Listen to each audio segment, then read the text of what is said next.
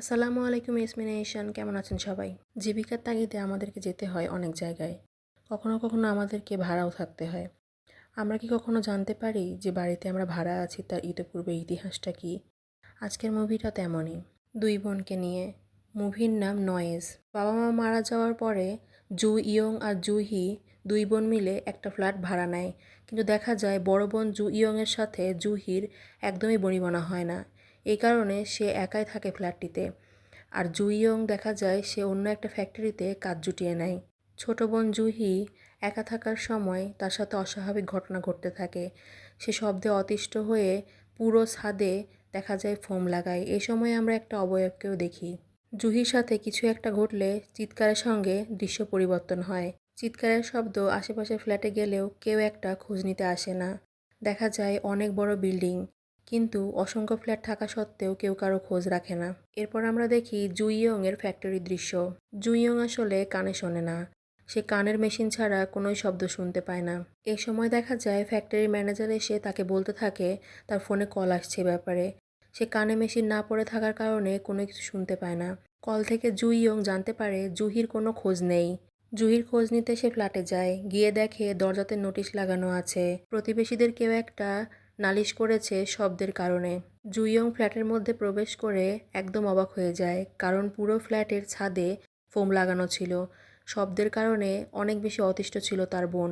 দেখা যায় তার রুমে সবকিছু তছনছ করা। সে জুহিকে কল করে কন্ট্যাক্ট করার চেষ্টা করে। এরপরে তার মনে পড়ে তার বোন বলতো পাশের প্রতিবেশী অনেক বেশি শব্দ করছে। যেহেতু জুইয়ং কানে শোনে না, সেহেতু সে কোনো কিছু শুনতে পেত না।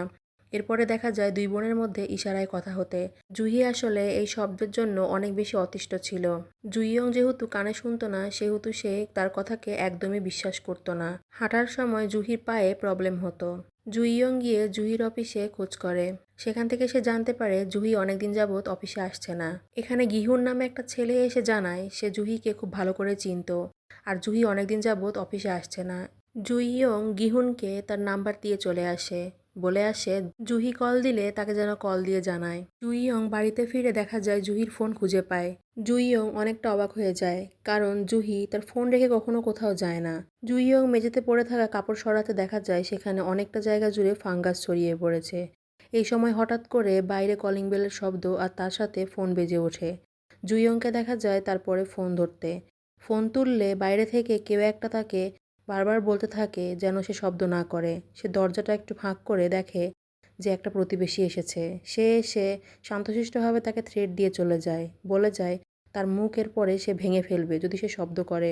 সে সেখান থেকে সরে যেতে আমরা দেখি দূরে একটা অবয়ব দাঁড়িয়ে থাকতে। জুইয়ং ভয়ে দরজা লাগিয়ে দেয়। এরপরে সে চেষ্টা করে তার বোনের ফোনের লক খোলার জন্য।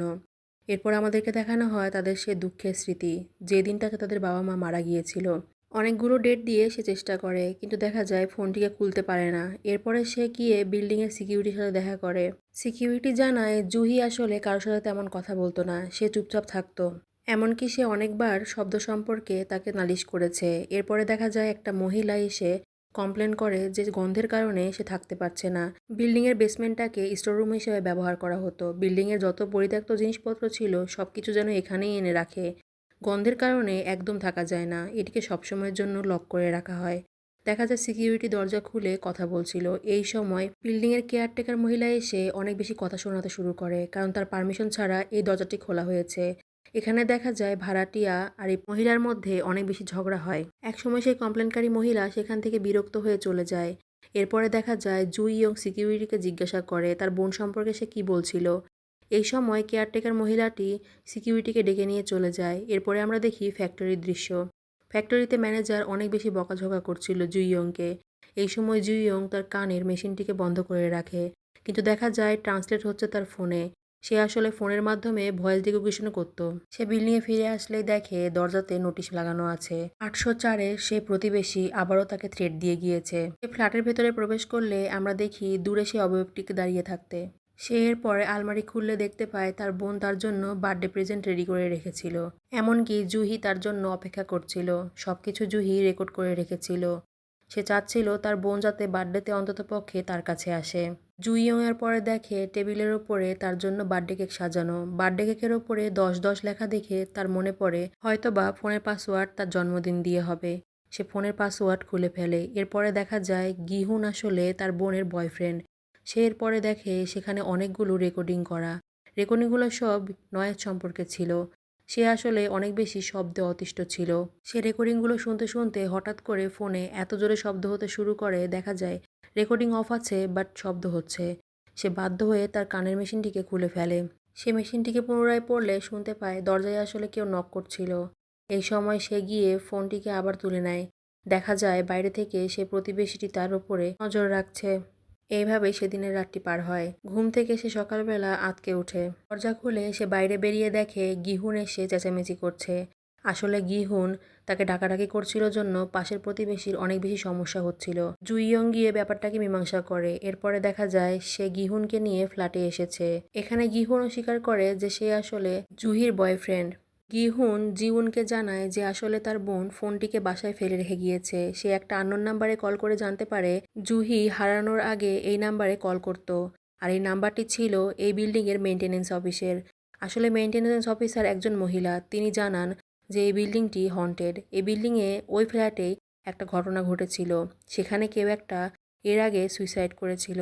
জুইয়ং কল্পনায় দেখতে পায় যে তার সামনে একটা লাশ ঝুলে আছে আর তার গা থেকে রক্তগুলো টপটপ করে তার খাবারের মধ্যে পড়ছিল। জুইয়ং এর পরে গিহুনকে নিয়ে ফ্ল্যাটে ফেরত আসে। এসেই দেখা যায় অনেকগুলো নোটিশ লাগানো। জুইয়ং গিহুনকে জানায় যে নোটিশগুলো 804-এর প্রতিবেশী লাগিয়েছে। সে আসলে এর আগে তাকে থ্রেটও দিয়ে গিয়েছে। এরপরে আমরা দেখি গিহুন বসে থেকে পোস্টারের কাজ শুরু করে, কারণ তারা জুহির ব্যাপারে আশেপাশে খোঁজ করবে আর এই পোস্টারগুলোকে মানুষদের মধ্যে বিলিয়ে দিবে। গিহুন কাজ শেষে বাড়ি থেকে বেরোতে গেলে দেখা যায় আবারও কলিং বেল বেজে ওঠে। এই সময় 804-এ সে প্রতিবেশীটি এসে গিহুনকে দরজা খুলতে দেখে অনেকটা হতাশ হয়ে যায়। এরপরে সে কিছু একটা দিয়ে দরজায় শব্দ করতে থাকে। গিহুন তাকে ভয় দেখিয়ে সেখান থেকে তাড়িয়ে দেয়। যাওয়ার আগে সে আবারও তাদেরকে শাসিয়ে যায়। প্রতিবেশীটি চলে যেতে দরজা লাগিয়ে গিহুন জুইয়ংকে বলে সাবধানে থাকতে, কারণ তার বিশ্বাস প্রতিবেশীটির হাতে কোনো ধারালো কিছু ছিল। এরপর আমরা দেখি সত্যি সত্যি 804-এর প্রতিবেশীর হাতে একটা ধারালো চাকু ছিল। সে চাকুটি দিয়ে তার দরজার কিপ্যাডটিকে খোলার চেষ্টা করে। পরে আমরা দেখি জুইয়ং সব জায়গাতে জুহির পোস্টারগুলোকে লাগাচ্ছে। আর দেখা যায় সেইভাবে একটা বাচ্চা ছেলেকে দেখতে পায় যে কিনা বসে থেকে স্টোর রুমের বাইরের দরজা দিয়ে ভিতরের দিকে তাকিয়েছিল। স্টোর রুমটি বেসমেন্টে হওয়ার কারণে বাইরের দিকে একটা গ্লাসের দরজা ছিল, যেটি দিয়ে জুইয়ং তখন ভিতরের দিকে ফ্ল্যাশ মেরে দেখতে চেষ্টা করে যে আসলে ছেলেটি কি দেখছিল। এই সময় ভিতর থেকে অনেক বেশি শব্দ আসে। সে কিছু দেখতে না পেলেও দেখা যায় একটু পরে একটা প্রতিবেশী এসে তাকে ডেকে নিয়ে যায়। সে প্রতিবেশীটি আসলে 704 নাম্বার রুমে থাকতো। প্রতিবেশীটি জুইয়ংকে জানিয়ে যায় যে আসলে কেয়ারটেকার মহিলাটি কিছুদিনের মধ্যেই একটা র্যালি করবে। সে আরও বলে যে আসলে কেয়ারটেকার মহিলাটি চাইছে না এই বিল্ডিংয়ের মৃত্যু আর হারানোর রহস্যগুলো বাইরে আসুক। এ সময় জুইয়ং একটা বাচ্চা মেয়েকে দোলনায় খেলতে দেখে। একটু পরে সে ফ্রেশ হওয়ার সময় বাথরুমের বেসিনের ট্যাপ থেকে সে তার বোনের শব্দ শুনতে পায়। একটু পরে দেখা যায় দরজার লক কেউ একটা খুলছে। ভিতরে তখন জুহি প্রবেশ করে। জুইয়ং তাকে দেখে জড়িয়ে ধরে। জুহি দেখা যায় তার রুমে প্রবেশ করে। একটু পরে জুইয়ং তার পিছনে পিছনে প্রবেশ করলে দেখে জুহির রুম একদম ফাঁকা। জুহি যেন হাওয়ায় মিলিয়ে গিয়েছে। একটু পরে জুইয়ং বাইরে বেরিয়ে দেখে তার বোন আসলে এক্স্যাক্ট সেই টেবিলের ওপরে গলায় ফাঁস দিয়েছে। এই স্বপ্নটি দেখে জুইয়ং ঘুম থেকে জাগা পায়। আমরা বুঝতে পারি যেটি আসলে তার স্বপ্ন ছিল। তার কানের মেশিনে শব্দ হলে সে কানের মেশিনটিকে খুলে রাখে। দেখা যায় ফোনে তখন ভয়েস রেকগনিশনে আপনা থেকে কথা উঠছে। এরপরে সে দেখতে পায় বারান্দা দিয়ে কেউ একটা প্রবেশের চেষ্টা করছে। সেখানে স্পষ্ট একটা অবয়বকে দেখা যায়। আর বাইরে দেখা যায় 804-এ সে প্রতিবেশী দরজা খোলার চেষ্টা করছে, তার হাতে ছুরি। এই সময় জুইয়ং কি করবে বুঝতে পারে না। দেখা যায় 804-এর প্রতিবেশী পাগলের মতো এদিক ওদিক খোঁজাখুঁজি করতে শুরু করে। এই সময় দেখা যায় বারান্দা দিয়ে কোনো একটা মাথা ঝুলে থাকতে হঠাৎ করে কিছু একটা তার সামনে চলে আসে। আর সে ভয়ে পিছনে এগোতে শুরু করলে একদম বিল্ডিং থেকে নিচে পড়ে যায় আর সেখানেই সে মারা যায়। পরদিন সকালবেলা অনেক ভিড় দেখে জুইয়ং সেখানে গিয়ে দেখে যে সেই প্রতিবেশীটি মারা গিয়েছে। জুইয়ং ডিটেকটিভকে জানায় যে এই সেই প্রতিবেশী যে তাকে থ্রেট দিত। আর সে শিওর যে তার বোন সেই 804 নাম্বারে পাওয়া যাবে। কিন্তু দেখা যায় ডিটেকটিভ তাকে জানায় যে তার 804 নাম্বারে যেতে হবে না, কারণ সে অলরেডি লোক পাঠিয়ে শিওর হয়েছে যে সেখানে তার বোন নেই। এখানে দেখা যায় কেয়ারটেকার মহিলা তার সাথে আরও কিছু মহিলাকে নিয়ে এসে জুইয়ংকে থ্রেট দিয়ে যায় আর বলে যায় যেন সে তার বোনকে খোঁজা বন্ধ করে, কারণ তার এই খোঁজাখুঁজির ফলে বিল্ডিংয়ের রেপুটেশন নষ্ট হচ্ছে। এরপরে জুইয়ং যায় 804 এসে প্রতিবেশী মহিলার সঙ্গে দেখা করতে। মহিলাটি ফ্ল্যাটে তার মেয়ের সঙ্গে থাকতো। বাচ্চা মেয়েটিকে দেখা যায় সে সারা ফ্ল্যাটে দৌড়াদৌড়ি করে খেলাধুলা করছে। জুইয়ং আসলে এখানে এসেছিল কেয়ারটেকার মহিলার ব্যাপারে খবর নিতে। এই সময় 804-এর প্রতিবেশী মহিলা জানায় যে তার পাশের ফ্ল্যাটেই কেয়ারটেকার মহিলা তার ছেলেকে নিয়ে থাকে। মহিলাটি আরও জানায় যে এর পূর্বের কেয়ারটেকার মহিলা সবকিছুতে অনেক খেয়াল রাখত। এমনকি পূর্বের কেয়ারটেকার মহিলা তার মেয়ের শব্দ করার জন্য তাকেও নালিশ করেছিল। সে আসলে সবকিছুকে নিজের নখদর্পণে রাখত। তবে একসময় মহিলাটি আস্তে আস্তে পাগল হয়ে যায়। সে কোনো ফ্ল্যাটের শব্দ হলেই সে এতটা বিরক্ত হতো আর উপরের দেওয়াল পিটত। এই সময় দেখা যায় মহিলাটিকে একসময় একটা ছেলে এসে আক্রমণ করে, এমনকি হাতুড়ি দিয়ে পিটিয়ে তাকে সেখানেই মেরে ফেলে। আমরা দেখতে পাই ছেলেটা কিছুটা অস্বাভাবিক ছিল। দেখে মনে হয় সে হয়তো পজেসড বা কোনো কিছু হয়েছে তার। মহিলাটি আরও বলে যে আসলে কেয়ারটেকার মহিলাটি মারা গিয়েছিল না, সে এভাবে আহত অবস্থাতে দেওয়াল পিটতে থাকে আর সে আস্তে আস্তে ওখানেই মারা যায়। আসলে পাশের ফ্ল্যাটের প্রতিবেশীরা শব্দ শুনেছিল, কিন্তু তারা মনে করেছিল হয়তোবা শব্দ অন্য কেউ করছে। এই অস্বাভাবিক ঘটনা শোনার ফলে জো-ইয়ং এটা তো বুঝে যায় যে এই বিল্ডিংয়ে কোনো ফ্ল্যাটে কোনো ঘটনা ঘটলে কেউ হেল্প করার জন্য এগিয়ে আসবে না। এরপর মহিলাটি আরও বলে যে ঘটনাটি ঘটেছিল 604 নাম্বার রুমে, অর্থাৎ জো-ইয়ংদের ফ্ল্যাটে। জো-ইয়ং যখন রাতের বেলা ফ্ল্যাটে ফেরে তখন দেখে ফ্ল্যাটের দরজায় কেউ একটা নোটিশ মেরে রেখে গেছে, কিন্তু নোটিশে কিছু লেখা ছিল না। সাদা কাগজটির নিচে অবশ্য ব্লাড দিয়ে কেউ একটা তাকে থ্রেট দিয়ে গিয়েছে। জো-ইয়ং অনেক বেশি ঘাবড়ে যায়। পরদিন সকালে দেখানো হয় জো-ইয়ং তার বোনের পোস্টার সবার কাছে বিলাচ্ছে। এই সময় বিল্ডিংয়ের কেয়ারটেকার মহিলা বিল্ডিংয়ের উন্নতির জন্য সমাবেশ করছিল। সে বড় বড় ভাষণ দিচ্ছিল। এই সময় আমরা দেখি বাচ্চা একটি ছেলেকে বসে থাকতে, সেটি আসলে কেয়ারটেকার মহিলার সন্তান। জো-ইয়ং যখন দেখে তার বোনের পোস্টারগুলো সবার পায়ের নিচে পড়ে আছে, সে একদম ভেঙে পড়ে। সেখানে সে চেঁচামেচি শুরু করলে দেখা যায় কেয়ারটেকার মহিলার সঙ্গে তার অনেক বেশি সমস্যা সৃষ্টি হয়। কেয়ারটেকার মহিলার সঙ্গে সে হাতাহাতির এক পর্যায়ে দেখা যায় গিহুন এসে তাকে বাঁচিয়ে নেয়। মারামারির এক পর্যায়ে কেয়ারটেকার মহিলার হাতে কানের মেশিন খুলে চলে আসে। মহিলাটি অনেকটা দুর্বল হয়, কারণ তার ছেলেরও কানের প্রবলেম ছিল। এরপরে আমরা দেখি জুইয়ং গিহুনকে বলছে যে সে এই বিল্ডিংয়ের সবাইকে সন্দেহ করে, কারণ এই বিল্ডিংয়ে অনেক ঘটনা ঘটেছে। সে একে একে সব ঘটনাগুলো তাকে বলে। আর দেখা যায় সে বলে বেসমেন্টে অবশ্যই কিছু আছে, আমার মনে হয় বেসমেন্টে হয়তো আমার বোনকে আটকে রাখা হয়েছে। এরপর দেখা যায় রাতের বেলা তারা বেসমেন্টে গিয়ে পৌঁছেছে, আর বেসমেন্টে তখন দুর্গন্ধ ছিল। জো-ইয়ং আর গিহুন মিলে আলাদা আলাদা রাস্তায় চলে যায়। জো-ইয়ং এক পর্যায়ে পেইন্টিং খুঁজে পায়। সে বুঝতে পারে এটা তার বোন জো-হি করেছে। তখন দেখা যায় সেখানে তার ফ্যামিলিরই কার ক্র্যাশের ছবিগুলো আঁকা ছিল।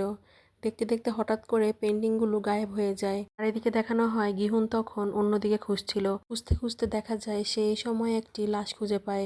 লাশটি ছিল এর পূর্বের কেয়ারটেকার মহিলার মার্ডারারের। দেখেই বোঝা যাচ্ছে লোকটি এখানে অনেকদিন যাবৎ ছিল। গিহুন এখানে লোকটিকে শনাক্ত করছিল। এই সময় দেখা যায় হঠাৎ করে লোকটির মাথা খুলে তার সামনে চলে আসে। গিহুন অনেক বেশি ভয় পেয়ে যায়। দেখা যায় মাথার খুলির মধ্যে থেকে একটা ইঁদুর বের হয়ে দৌড় দেয়। গিহুন এখানে পজেসড হয়ে যায়। এদিকে কোনো কিছু না জানা জো-ইয়ং গিহুনকে খুঁজতে খুঁজতে তার কাছে আসে। গিহুন হঠাৎ করে জো-ইয়ং এর ওপরে অ্যাটাক করে বসে।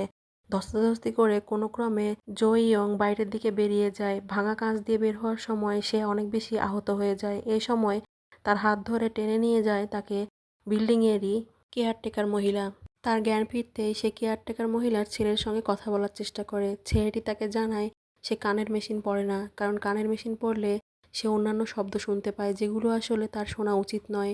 সে তাকেও নিষেধ করে তার কানের মেশিন পরার জন্য, কারণ সে অদ্ভুত শব্দগুলো সেও শুনতে পেত। আর সে কেয়ারটেকার মহিলার কাছ থেকে জানতে পারে যে 804-এর প্রতিবেশীর আসলে মেয়ে সন্তানটি অনেকদিন আগেই মারা গিয়েছে। সে মনে করে তার মেয়ে জীবিত, কিন্তু আসলে তার মেয়েটা মৃত, সে মারা গিয়েছিল। পুলিশ জো-ইয়ংকে কল করে জানায় যে গিহুন মারা গিয়েছে। জো-ইয়ং এর একমাত্র পরিচিত ব্যক্তি ছিল গিহুন, যে কিনা তার বোনকে খোঁজার কাজে হেল্প করছিল। এখন আর তার কোনো উপায় নেই, সে একদম একা হয়ে গিয়েছে। এরপরে পুলিশ জো-ইয়ংকে থ্রেট দেয় যে তার বোনকে খোঁজার কাজটি বন্ধ করতে। তারা মনে করে তার বোন হয়তো স্বেচ্ছায় কোথাও চলে গিয়েছে। আর এখানে গিহুনও মারা গিয়েছে। সে যদি এটা অফ না করে তাহলে আরও কারো যদি ক্ষতি হয় তাহলে জো-ইয়ং ফেঁসে যাবে। জো-ইয়ং পুলিশকে বলছিল যে বেসমেন্টে খুঁজে দেখতে, কিন্তু পুলিশ এটাতে রাজি হয় না। এরপরে দেখা যায় জো-ইয়ং নিজে থেকে প্রস্তুতি নিয়ে পুনরায় সে ভাঙা কাঁচ দিয়ে বেসমেন্টের মধ্যে প্রবেশ করে। জো-ইয়ং খোঁজাখুঁজির এক পর্যায়ে জহির ক্যামেরা খুঁজে পায়। সে ক্যামেরাটি চালু করলে দেখতে পায় সেখানে জহি অনেকগুলো ভিডিও রেকর্ড করেছে। আর সবার শেষ ভিডিওতে দেখা যায় জহি সেই নয়েজের সন্ধান করতে করতে একসময় 804 নম্বর রুমে পৌঁছে যায়। এটি কিনা সে প্রতিবেশী মহিলার ছিল, যে মহিলাটি কিনা তার মেয়েকে জীবিত মনে করত। ফ্ল্যাটের মধ্যে প্রবেশ করলে দেখে মহিলাটি বসে থেকে তার মেয়েকে উদ্দেশ্য করে কথা বলছে। এই সময় মহিলাটি বুঝে ফেলে যে জহি তার ফ্ল্যাটের মধ্যে প্রবেশ করেছে। সে জহিকে পিটিয়ে আহত করে ফেলে। জো-ইয়ং এই ভিডিওটি দেখার পরে তার বোনকে খুঁজতে শুরু করে। খুঁজতে খুঁজতে একসময় জো-ইয়ং তার বোন জহিকে খুঁজে পায়। জহি তখন হাত পা বাঁধা অবস্থায় এক কর্নারে পড়েছিল। জহিকে নিয়ে ফেরার সময় দেখা যায় সে 804-এর মহিলাটি সামনে এসে দাঁড়িয়ে গিয়েছে। জহিকে জো-ইয়ং কোনো মতে লুকিয়ে দিয়ে সে সেখান থেকে মহিলাটিকে অন্যদিকে নিয়ে যাওয়ার চেষ্টা করে। জো-ইয়ং নিজেও এক জায়গায় লুকিয়ে পড়ে। এই সময় তার কানে প্রচুর শব্দ হতে শুরু করে। সে বাধ্য হয়ে মেশিনটিকে অফ করে দেয়, কিন্তু ফোনে দেখা যায় ভয়েস রেকগনিশন হচ্ছে, অর্থাৎ কেউ একজন কথা বলছিল। জো-ইয়ং সেখান থেকে পালানোর সময় দেখা যায় মহিলাটি তাকে ধরে ফেলে। মহিলাটি তাকে মেরেই ফেলবে, এই সময় দেখা যায় ছাদের সঙ্গে লটকে লটকে কিছু একটা আসতে। এই সময় আমরা জো-ইয়ং আর মহিলাটির কথার মাধ্যমে বুঝতে পারি আসলে জো-ইয়ং আত্মাদেরকে দেখতে পায়। এই সময় পূর্বের সেই কেয়ারটেকার মহিলার আত্মা এসে 804-এর মহিলার ওপরে অ্যাটাক করে। জো-ইয়ং সেখান থেকে কোনো ক্রমে বেঁচে ফেরে। এখান থেকে আমরা জানতে পারি 804-এর মহিলাটি আসলে কেয়ারটেকার মহিলাকে খুন করেছিল। জো-ইয়ং মহিলাটিকে সে আত্মার সঙ্গে দরজার মধ্যে আটকিয়ে দেয়। এই সময় মহিলাটি বলে, তোমার বোন মারা গিয়েছে, আমি তাকে মেরে ফেলেছি। কিন্তু জো-ইয়ং বিশ্বাস করে না। সে ডাকতে থাকলে জুহিকে দেখা যায় বেরিয়ে আসতে। সে জুহিকে জড়িয়ে ধরে আর বলে, কোনো কিছু শোনো না, আত্মার কথা শুনলে সে আবার পিছে পড়ে যাবে। এই সময় আমরা দেখি মহিলাটির অবস্থা ঠিক তেমনই যেমনটা কেয়ারটেকার মহিলার অবস্থা করেছিল। এরপরে আমরা দেখি পরদিন সকাল হয়েছে। একটা প্রতিবেশী এসে বলে, আমি 804-এ এসেছি, আমি তোমার নতুন প্রতিবেশী। এই সময় জো-ইয়ং তার বোনের সাথে কথা বললে দেখা যায় আসলে সেখানে কেউই ছিল না, অর্থাৎ জো-ইয়ং এখন জুহির আত্মাকে নিয়ে তার বাড়িতে এসেছে। এখান থেকেই শেষ হয়ে গেল আজকের মুভির ঘটনা। অবশ্যই লাইক, শেয়ার, সাবস্ক্রাইব করবেন।